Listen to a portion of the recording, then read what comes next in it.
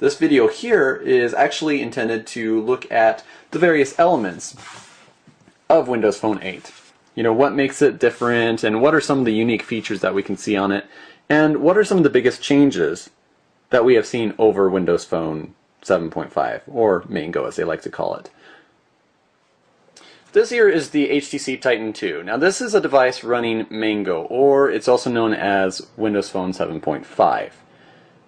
Windows Phone 7 and 7.5 of course have this unique user interface called Metro, or not Metro anymore, it's Modern. It's very easy for us to just slip into habit and call it Metro, of course. Now you take a look at this, and then you bring over the Windows Phone 8 interface, and as you can tell, it's full of live tiles just as before. You still have the same kind of information at your fingertips. The difference is you have a whole bunch of different sizes available to you, and it also takes up a whole lot more screen space. Now the thing about the Titan 2 or any Mango device is that you have this black bar right here. Now it certainly adds for beautiful design, but it's not quite effective when you're trying to go by Microsoft's mantra of glance and go.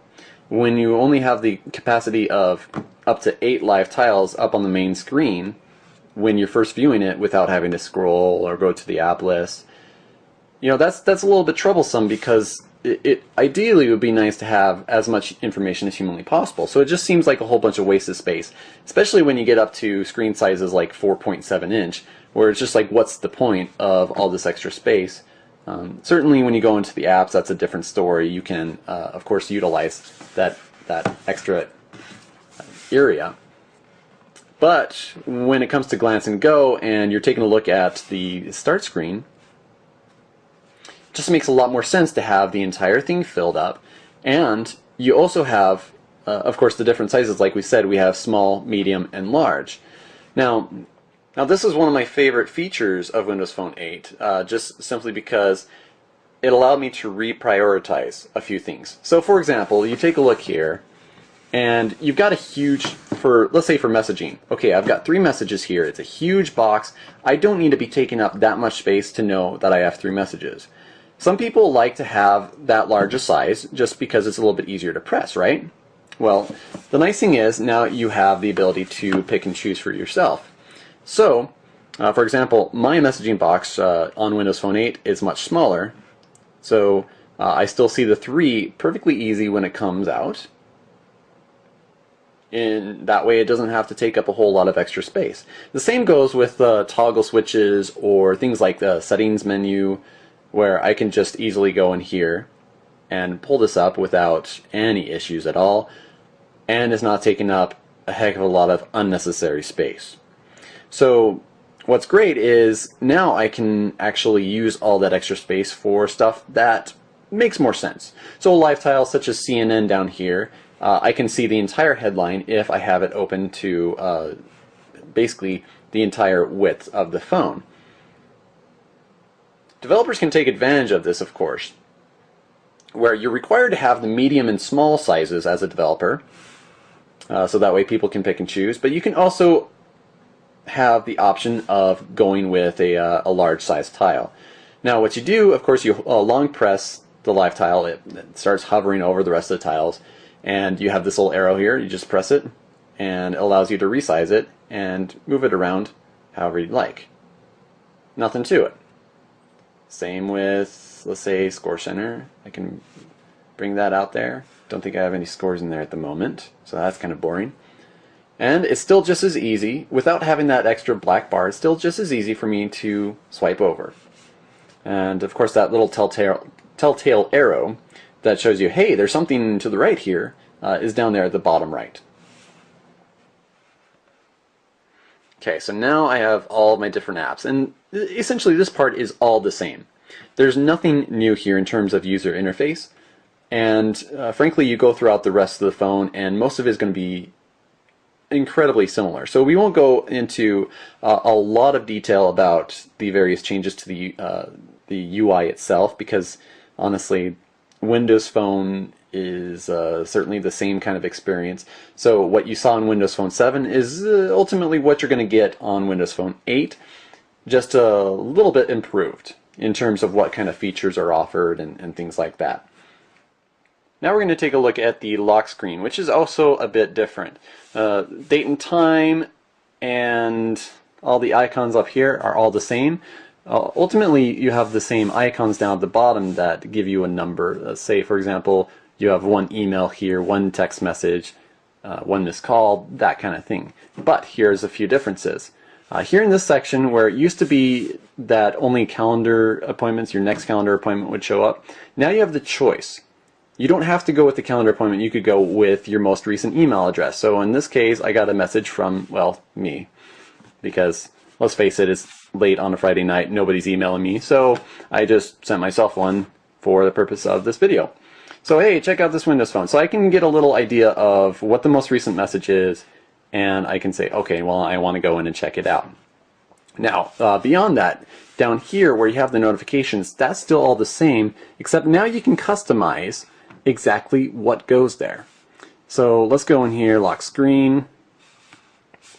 So here you have 5 different areas, and I have chosen for mine the my most popular inbox, how many missed calls I have, messages, here's my less popular inbox, and also I have Facebook here. Now this is a very important thing to point out, is that these the first 4 are basically for a certain set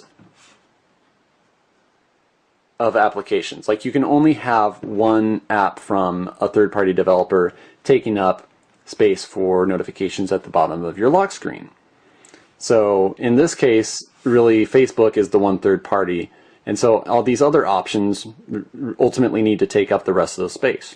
So I can still go in and customize, and so third-party apps will definitely be able to take advantage of that, but you have to pick and choose exactly what you want. Anybody huge on Facebook obviously will want to have something like this.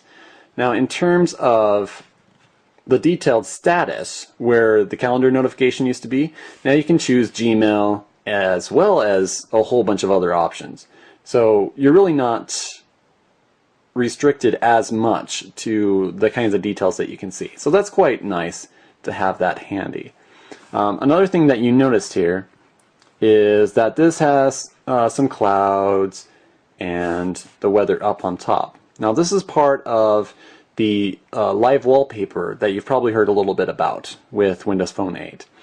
Ultimately, how it goes is third-party developers have access to just throw in dynamically changing updates on the screen. So in this case, HTC has thrown in a weather app where the wallpaper on the lock screen reflects the weather patterns at the time. Whatever weather condition you have, right now is cloudy, of course. So that would change if it's raining or whatever. Now you can also see that it shows off the weather, the temperature, and all that fun stuff. So just basically, it gives you a lot more information to just glance at. Now you can change that over to, of course, other apps.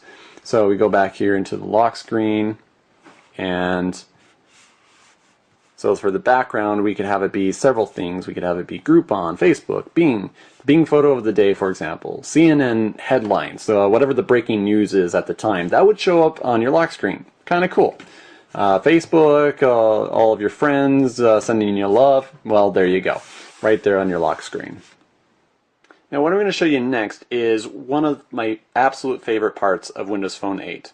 And this is something that you can't find in any of the other operating systems as of this point. We'll see if it comes out in any future updates. But as of right now, me doing this video, Windows Phone 8 has come out with an option for a guest user account. So now you can have more than one user. And this comes in really handy if you're a parent, you have kids, that you don't want them getting into your stuff and like just messing with your email, deleting a whole bunch of old messages, and tweeting out all sorts of gobbledygook. So what you can do now is you can set up what's called the Kids Corner, where instead of swiping up, you're swiping to the right. So in this case, I have it for the kids. Of course, it can also be for all of your frat buddies if they like to get into your phone and start messing with it. Well, now they're not able to, because you can set up a password so they can't get into your account, and they can just go into this guest user account. Right now, for my kids, I've set it up with a whole bunch of different games, so that way if they ever get a hold of my phone, they can just swipe to the right, swipe up, and boom, here they are. They still have the ability to customize, and they can choose colors, and ultimately that's all they can customize, frankly, because it's pretty restricted. Calculator, well, my kids are probably never going to use that, but hey, I just threw it in there for video purposes. So now they can go in and just play whatever games they want, no problem. And then when they're done and I'm ready to use it, then I can go up and all I have to do is just pop in my password and I'm back into my own. So how this works is there's actually, let's see where it is. There's a live tile, and there's also an area in the settings where you can get this. So you go in and you can set up which games you want them to have access to, if you want them to have any music or videos, apps, the whole 9 yards. Essentially, you can just pick and choose what you want them to have access to, and then that way, that's all they can play with. That's all they can use, and it certainly is a lot of peace of mind on the part of any parents out there. So that's a huge thing that I really would love to see on Android and iOS at some point. So hopefully that's in the works. You never know.